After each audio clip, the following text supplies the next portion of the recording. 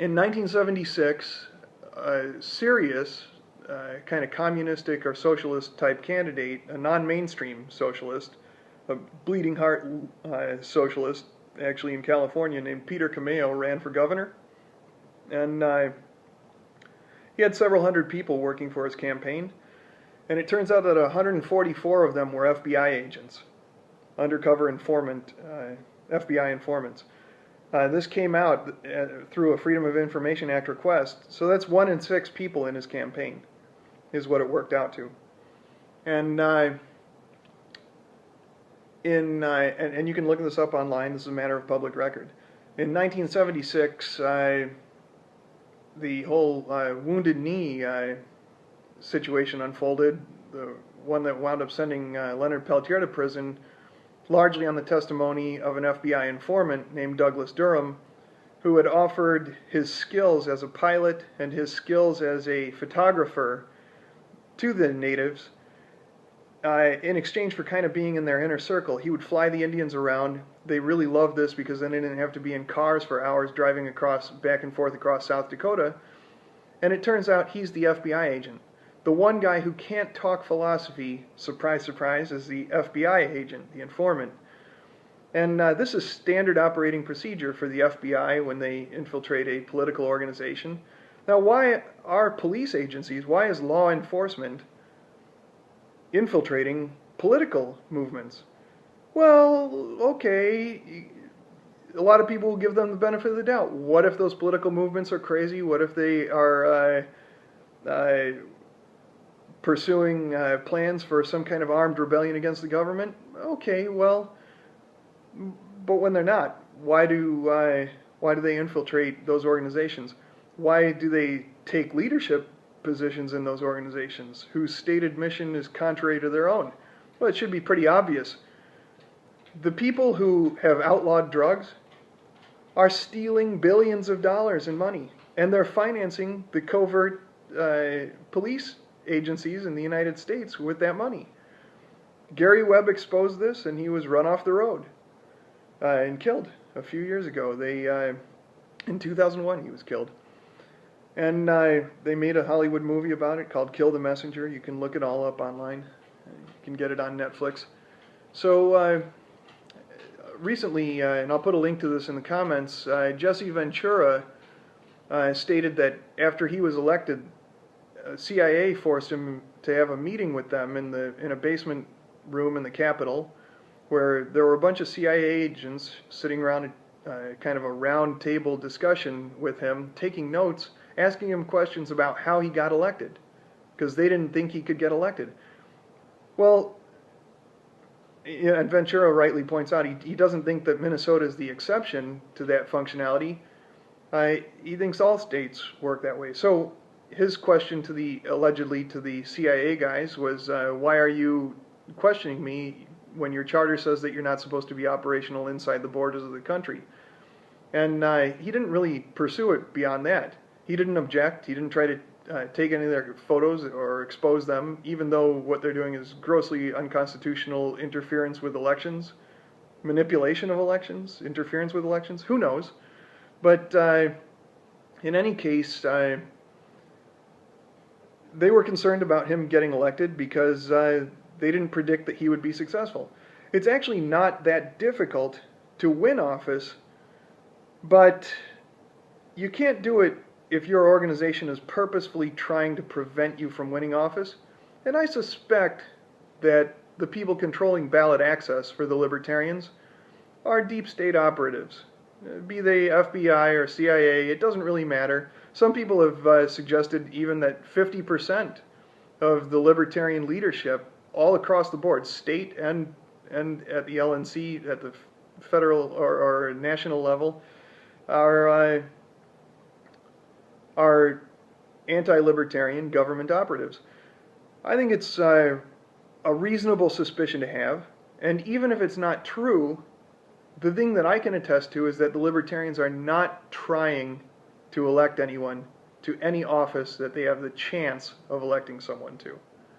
So, what's to be done about this? Well, we've got to eliminate the post office style of management, and any time that a activist is hired to perform ballot access work, there are 20 or so extra things that they can do, from handing out pamphlets. The best metric is registering new libertarians and gaining new Libertarian Party memberships.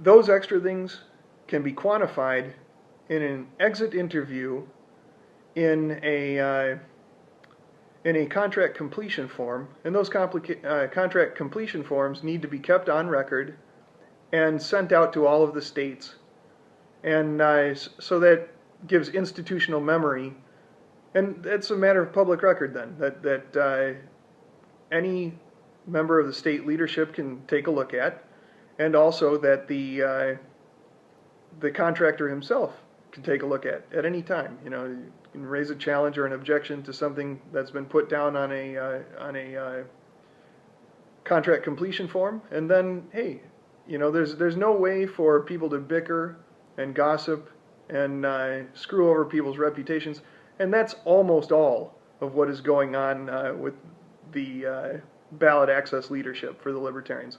Ballot access is about 90% of what the Libertarian Party spends its money on, and there's one guy in charge of this, and he's been in charge of it for 16 years, and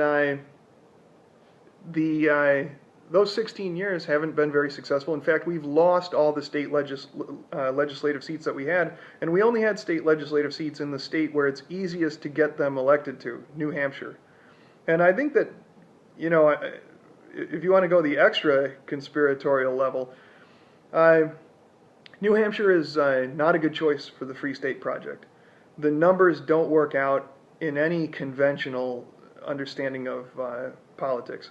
It makes no sense whatsoever to have chosen New Hampshire. They don't have initiative in referenda, so there's no way for the libertarian movement to finance itself using money to basically piggyback off of the petitioning work done to place libertarian initiatives in referenda on the ballot and constitutional amendments.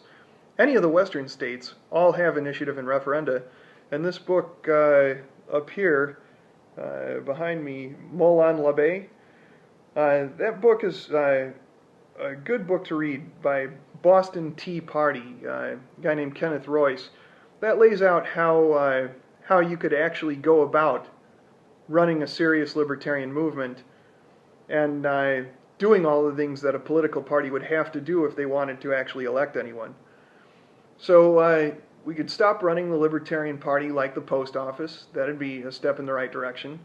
You know, famously, the post office has shooting sprees every couple of years because its promotion is based on, or at least at the time that this was happening, promotion was based on cronyism and on nepotism.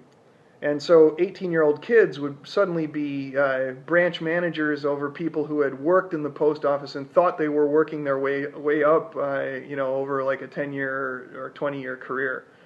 And so that's the kind of thing that causes rampant disloyalty and then abandonment. And so every libertarian petitioner or activist that I know who's been in the party for 10 or 20 years, they all leave. All of them leave.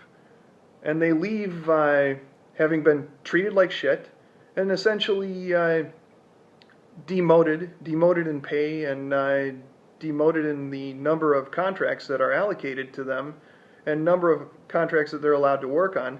And this kills morale, and then people smarten up and go someplace else. So we could start running candidates that speak to the local issues, intend to get elected, and any person who's candidate material, they kind of know intuitively how to do all these things, and they'll set up a website that looks professional, that accepts donations and file campaign finance statements with the state, and if they don't, they're probably not a serious candidate, probably not worth giving money to, probably have no chance. Now, to find out if they really have any chance, you have to find out if they're doing polling and paying attention to the metrics of their district. And if they're paying attention to the metrics of their district, then that'll be pretty obvious too. And they'll have voter rolls, lists of all the registered voters, And usually, how those, depending on the state, how they voted in the last couple of elections, that information is usually publicly available, and it can actually be a lot of times determined by the way that they're registered, even if they don't, even if the state doesn't reveal what primaries they voted in. Although usually you can get that information from the state as well. You can also get that information just purchasing it from third parties occasionally. Some of the parties will actually sell that information, and some party-affiliated organizations will sell that information. And people who have run successful initiatives in referenda in the western states, and in Florida and Massachusetts in the east, and Maine in the east, they'll have this information too. So those are costs that you can offload onto these non-party entities if you're running candidates.